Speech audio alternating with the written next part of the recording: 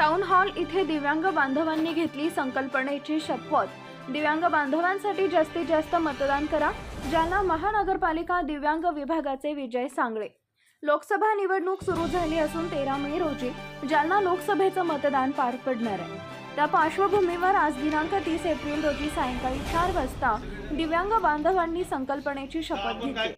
दिव्यांग बांधवांनी जास्तीत जास्त मतदान करावं आणि आपण परिसरात मतदानाची जनजागृती करावी असे आवाहन जालना महानगरपालिकेचे दिव्यांग विभागाचे विजय सांगळे यांनी केले। यावेळी प्रमुख उपस्थिती जालना महानगरपालिकेचे दिव्यांग विभागाचे विजय सांगळे, पांडुरंग राखे, विलास खरात, अनिता चंद्रहास, आशा गाडे, नंदा खैसे आदींची उपस्थिती होती। मतदानाची जी प्रक्रिया चालू आहे आणि हे सगळं करत असताना जो आतापर्यंत जो दुर्लक्षित होता की ज्याला दोन हात नाही, ज्याला दोन पाय नाही, ज्याला दोन डोळे नाही, याला ह्या मतदान प्रक्रियेचं म्हणजे काहीच सूझबूझ नव्हती।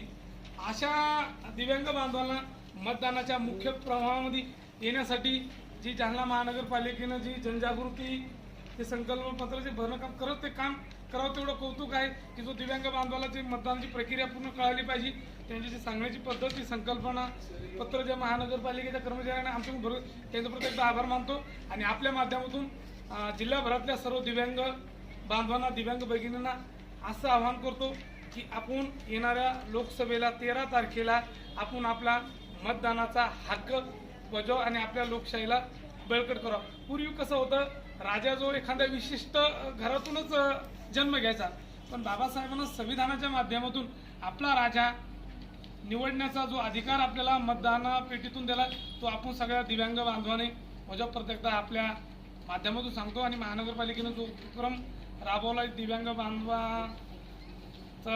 पासून शेवटच्या दिव्यांग बांधवापर्यंत मतदानाची जी प्रक्रिया जाणे, मतदानाचं त्याला समजून सांगणं, त्याची जनजागृती करणं, खरंच त्यांच्या एक कामाचं इथं कौतुक करतो। इथं धामधूम सुरू आहे। अशातच आता 13 तारखेला लोकसभा मतदारसंघाचं मतदान होणार आहे।